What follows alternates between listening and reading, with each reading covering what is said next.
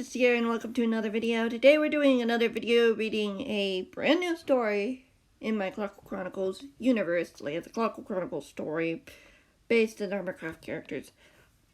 But, yeah, the story is a little bit different because it's being taken from a different perspective, not necessarily from a hermit or a YouTuber. Taken from a different perspective, similar to what I've done with Sam and Liam in the past. Yeah, it's a bit different. You will find out what it is in a minute. Unless, well, you read the comments or you just take a little bit of time. I mean, it's not that hard to see what I'm trying to do based on the title. The title pretty much spoils it. But, I mean, it was an interesting idea that I wanted to do. I just wasn't sure how to do it. Like, I'm not sure I'm completely done with the story yet.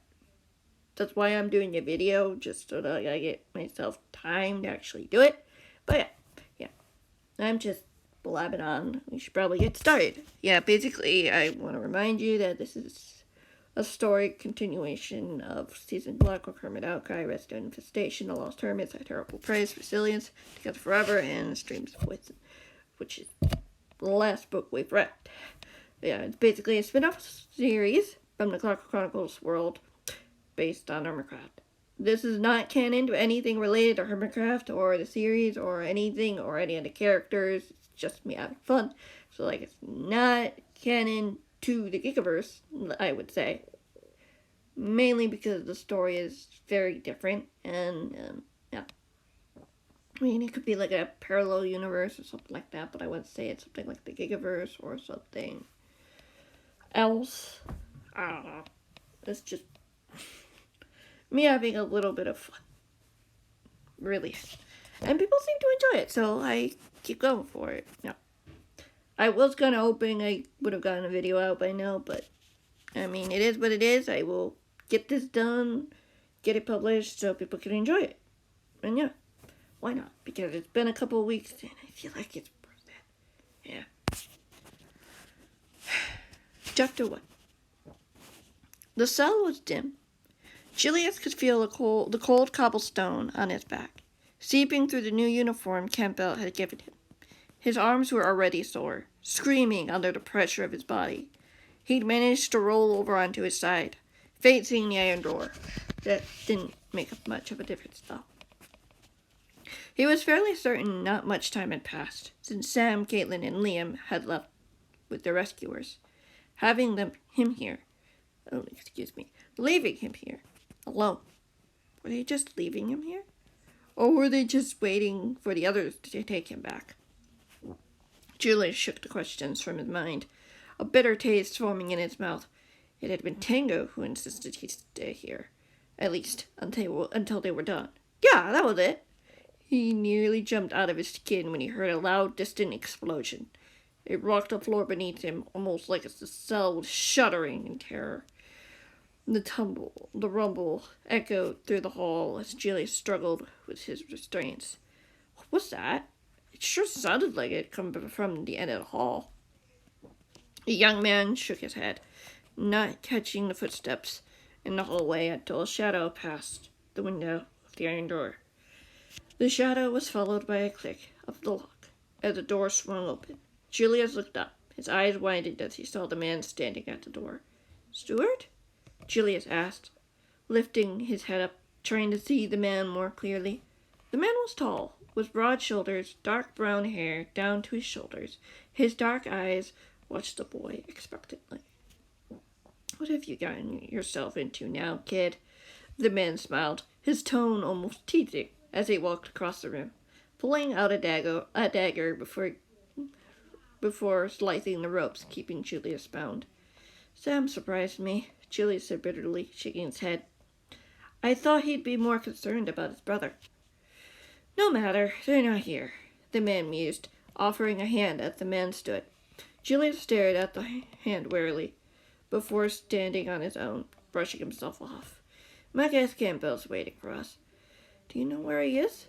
Julius frowned. Last I saw, he was with my father. They were separated, Stuart said briskly, gesturing for the door. Come on. There's a passage in the hall we can use to get They're faster. Julius nodded his head, following the man's lead, warily. And I thought I knew all the ins and outs of this place. Clearly not, kid. Stuart smirked in amusement, glancing over his shoulder warily. Hurry, before the enemy sees us. Why would it matter if they see us? Julius demanded. The man arrived at his destination, pressing a hidden mechanism as the hallway appeared. He grabbed the boy by the arm and yanked him inside as the door closed behind him. We don't want to be followed, now do we? Stuart raised an eyebrow. He whispered, putting a finger to his lips. This will take us as close to Kess's house as possible, without being seen. Why there? Julius frowned. Just trust me, kid. Campbell doesn't want us to be seen snooping. We don't want to know. We don't want them to know that we've been watching them. I want them as spies, eh? It does as much of its pride now, Julius said plainly, but he didn't argue with the man. Stuart led the way down the hall, glancing back over his shoulder warily. They didn't say anything for a long moment before the young man asked, So, why did you come find me? I thought you'd be with Campbell. He sent me to find you. Stuart snorted, quickening his pace. Don't think we'd be successful breaking you out a third time. No, I guess not, Julius agreed. He looked down at his feet. He remembered Campbell had told him how he'd been rescued from the YouTubers after they captured him, after Impulse and Green had escaped. How the enemy had known where they were baffles him. Who the gang, Green and Scar had a close bond. Yet, Scar wasn't here in Lovely World, was he? Surely not.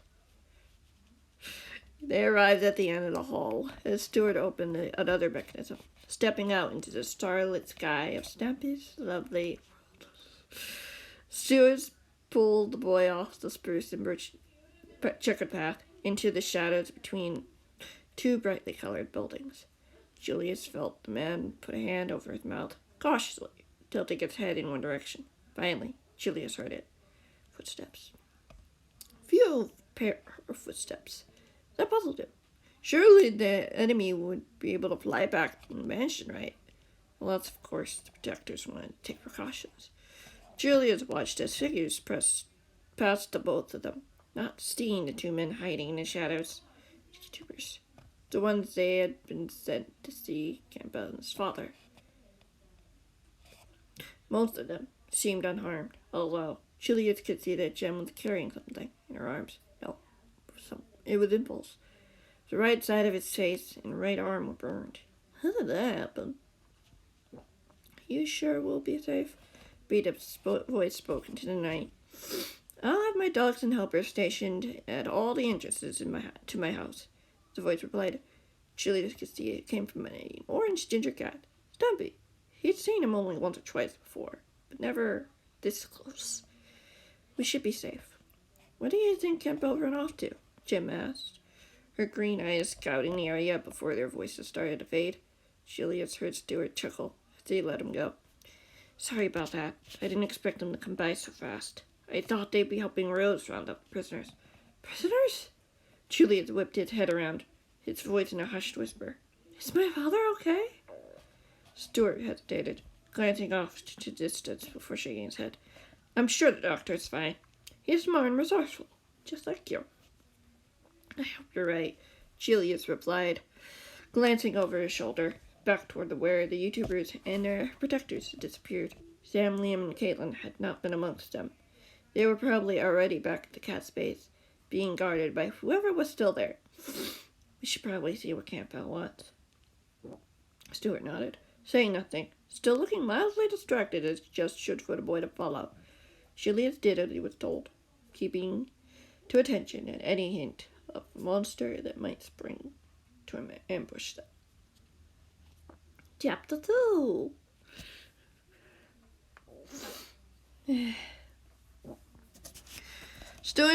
Stuart hadn't led the two of them far as he stepped in front of a disheveled building. The cobblestone walls were worn and crumbling, the roof shaped like a spruce wooden triangle. An oak sign hung lopsided next to the door as Julius squinted to read it in the torchlight. Toy Town Toy Shop, Julius frowned. Why are we here? Campbell has his reasons.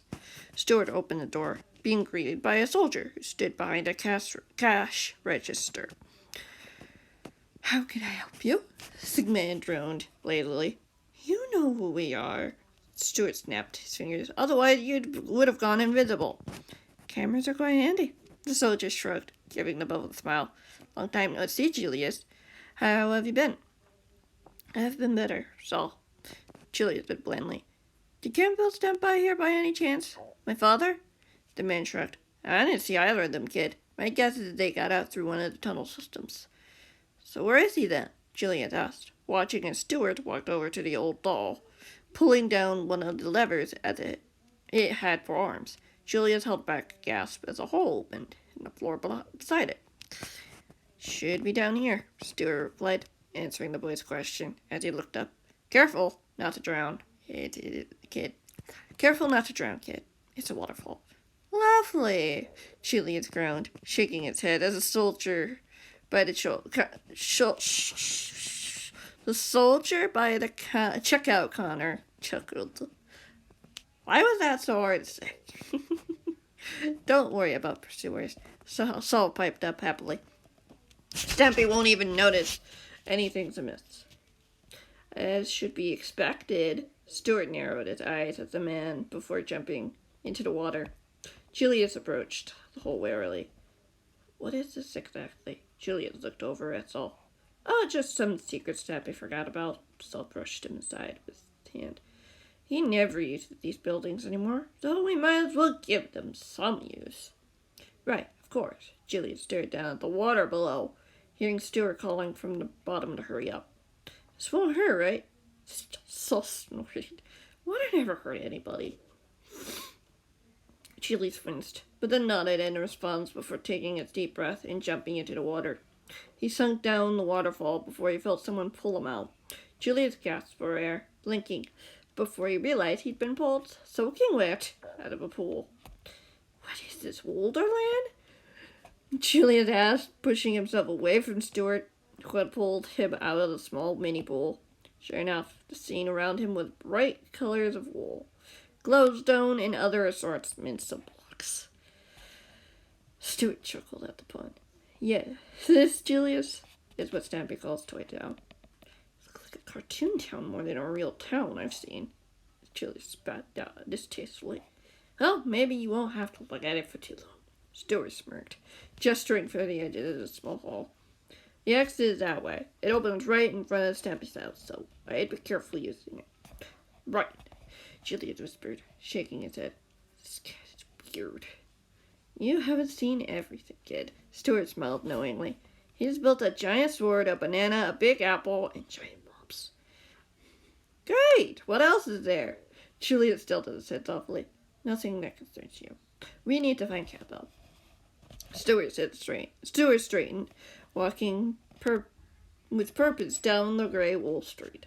It felt soft and fuzzy, almost like he could lie down and sleep on it. No, that was weird. Beyond weird. Why would someone build out of something like wool? Something so flammable.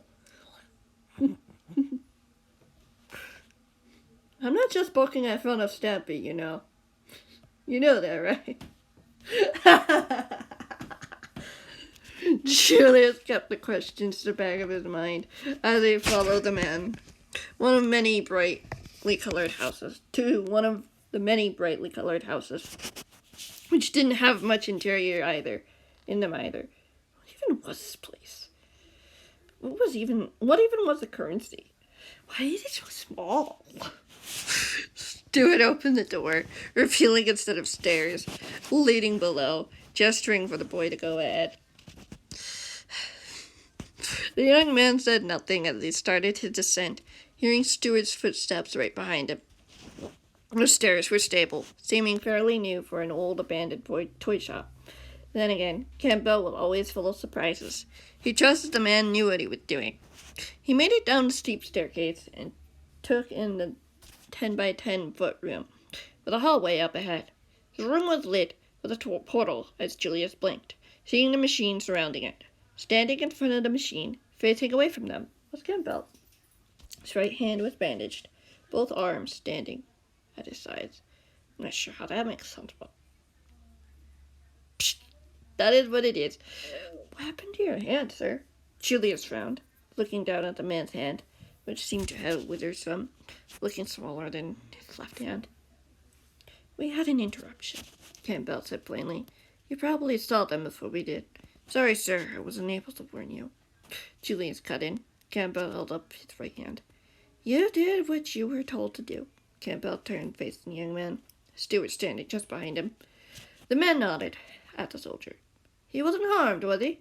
No, sir, Stewart said obediently. I don't think the enemy were intending to do that. I'm sure Kate would have if she'd known what I did. Julius bit back a smile. Kate? Campbell tilted his head curiously. Caitlin Kimberly. She called herself. I told you about her before. Julius lifted his chin. When you ordered me to attack one of the hermits. Which you did. The man nodded, although his tone didn't sound pleased. Could she be related to Robert Kimberly, perhaps? Julius shrugged. How would I know? Campbell said nothing in response to this question, glancing back at the portal curiously. We came across other YouTubers on our way here. They didn't see us, Stewart reported confidently to fill the silence. We heard them talking about hiding out at this cat's place, although I don't know for how long. I would suspect that it might take a few days. I would suspect it might take a few days, Campbell smiled, seeing as how an impulse fared after that blast. You caused his injuries? Juliet gaped. No, son, I didn't. That was all Tango's fault for being impatient. Campbell shook his head. Although he did give me this. He held his right hand forward, so the boy could see the bandages. Juliet bristled. He'll get what he deserves for that. Of course, Campbell smiled with a nod. Right now, we need to regroup. You must be tired, for after a long night. Why don't you get some rest in the barracks? I'll speak with you in the morning while I think about what to do next. Yes, sir. Juliet nodded, glancing over at Stewart warily, before adding, And of my father? What of him? Campbell frowned. You were there with him, Julius insisted. I'm sure he'll show up eventually. Campbell waved him off. Go to bed, Julius. I want to be alone now. Good night, sir, Juliet said reluctantly, knowing it was best not to argue with the man. He'd made up his mind. Surely his father would be fine. But if he hadn't escaped with Campbell through the tunnel, then was it possible? No, he couldn't think like that. He shouldn't think that. His father was smart and resourceful. He wouldn't have been caught in an explosion like that. He was fine. He had to be. I'm going to end that there for today and see how it goes for next time. And yeah. There are plenty of chapters to go around for several weeks, unless I decide to stream. I don't think I will for this one, which is fine, because why not? Yeah, it's fine. Plus, it gives you guys something to watch and just listen to. But yeah, I decided to do Julius because I wanted to do something a little bit different and just play with different aspects, which means also playing with a villain's perspective. Yeah, I want to get good at these kind of things, you know? Practice, practice, practice. This is why I do these things, so I can get better at them. Yeah, I still feel like I've got a long way to go, but I do like where this is going. Like, I was happy with this first part of the story, so I have no problem rating it. So, yeah. Anyway, that's going to be it for the day. I'll see you guys in the next one, whenever that might be.